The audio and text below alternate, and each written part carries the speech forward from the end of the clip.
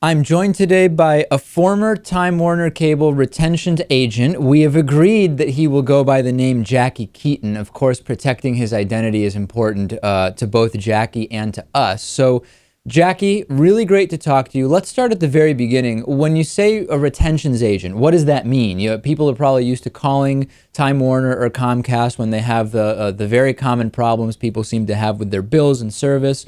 What is retention? Retention is actually a team that's put in place to ensure that you don't disconnect your services or that you don't downgrade your services. If you want to leave the company before you can even start to get that rolling, you have to deal with retention. And this is pretty common. I mean, in my experience, when I talk to my cell phone provider or even a credit card that I want to cancel, rarely is whoever you initially talk to actually empowered to cancel that account. And in my experience, and tell me if this is good or bad advice, when I'm calling specifically because of a problem with my bill or I want to negotiate a better rate, I just I go directly to retentions, whether that's by saying to the phone tree that I want to cancel my account or just finding the retentions number. Is this a good strategy? In other words, are consumers going to save themselves some time by going directly to a retentions agent? Well, it is true that there are deals that are offered by retention that aren't offered by any other departments. It isn't necessarily true that you'll get to retention if you say you're going to disconnect. Gotcha. Okay, so we'll go through the process with Time Warner. So when you got a call, at what point in the process were those customers? Had they already spoken to a regular customer service agent and had indicated they want to cancel? Almost always. These people have been on the line for sometimes upwards of 2 hours. Okay, so you get someone, your phone rings, you take the call, maybe they've been on the phone for 2 hours. Are you able to see how long total the person has been on the phone? You know, sometimes you get transferred around 5, 6, 7 times. Do you know what the transfer history and total call length has been? Absolutely not. A lot of the time, another agent will just put them on hold and say they'll be right back and they'll be transferred to you. So when you greet them, they're like, "What? I was just talking to someone else." Right. Okay. Yeah. So let's talk a little bit about the training process. When you were brought in, what were you told was ultimately the goal of what your job was there to do, what was there to accomplish? Were you there to help people sort out their bills? Were you there simply to prevent people from canceling at all costs? How was your position described? The position is described as you're put in place to help the customer realize the value of their product so they won't cancel. Gotcha. And what tools and techniques were the ones that you were told you should be using to prevent people from canceling? De-escalation mainly. These people are usually pretty upset when they get through to us. It's de-escalation, restating the value, offering more services for a shorter amount of time for a lower rate. Okay. And was there ever really a specific situation where you were told, listen, if someone calls with this scenario, you don't have to try to upsell them or retain them. If someone calls because I don't know, the person who had the account died, for example, do you just say, okay, we'll disconnect for you? If they're actually dead, they have to take a death certificate in to the local payment center, so we can't actually do that over the line. If they're sick or something, though, you can absolutely upsell.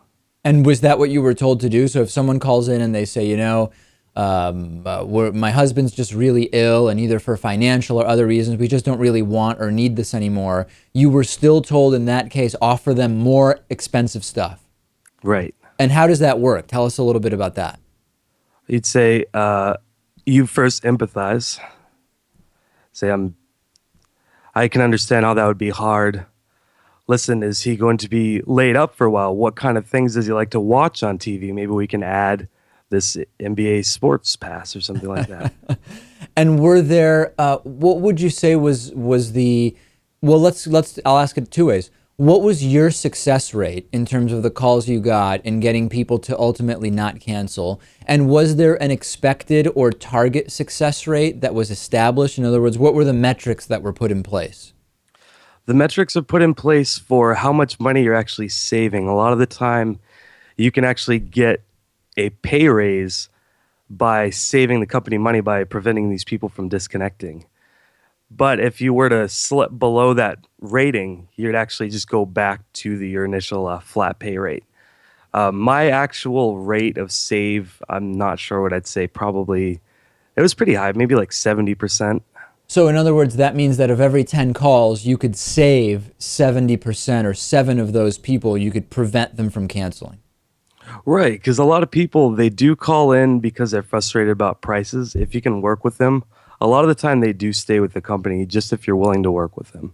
What was the turnover rate? In other words, the people that worked in this retention department, was it a position in which people would stay for a while? Were people just constantly coming in and out? And why were they leaving? Constantly in and out. Everyone was leaving just because of the actual environment. It's really hard for people to stay positive in a place where everyone is so negative that you're talking to on the phone. Yeah, I mean, it would seem to me that it would just become not only an incredibly repetitive situation, but also you're like you said, you're dealing with people who are angry all the time. I imagine that gets to you. It absolutely did, yeah. So I've been having, as I've talked about on the program, an issue with Time Warner here in New York City, where I think it's been 17 phone calls just trying to get the price and package that I was initially promised 13 months ago when I moved to New York City. It's almost become kind of like a game where I just wonder, what are they going to tell me next? And every time I'll reference the story up until that point to kind of get us both on, on kind of equal footing. Is there any accountability? Like, does anyone care what anyone else has said to me? No, no.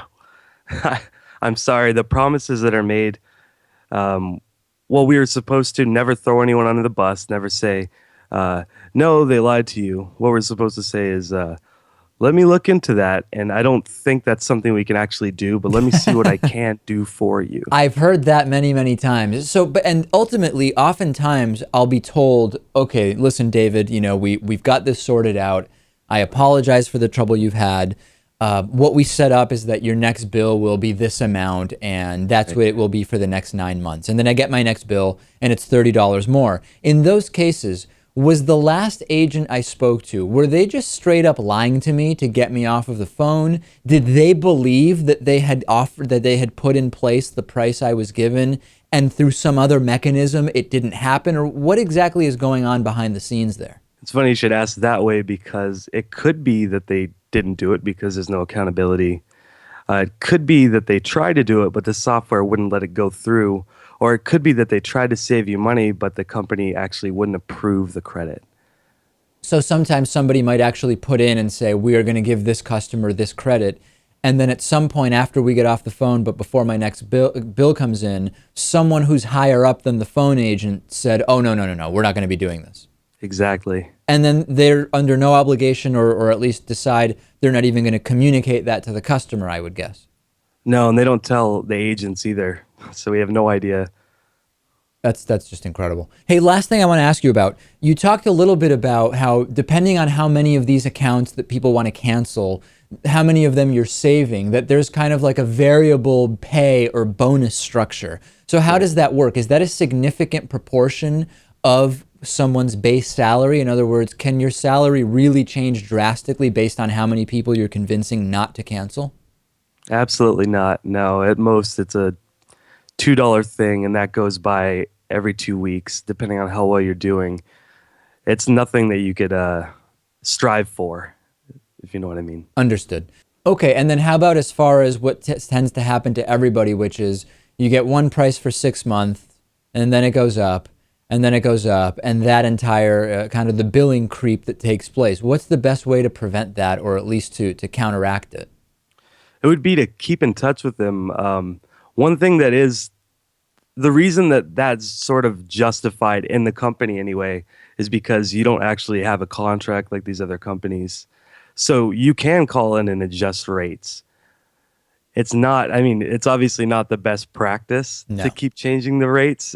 I'm not trying to defend that, but you are able to negotiate with them. All right, so it seems that is, it's almost like you just need to set a calendar reminder every 3 months. You should be calling up to negotiate. I can't say whether or not that's true. All right, we've been speaking with Jackie Keaton, former Time Warner Cable Retentions agent. Jackie, thanks for being with us. Absolutely. Thanks for having me, David.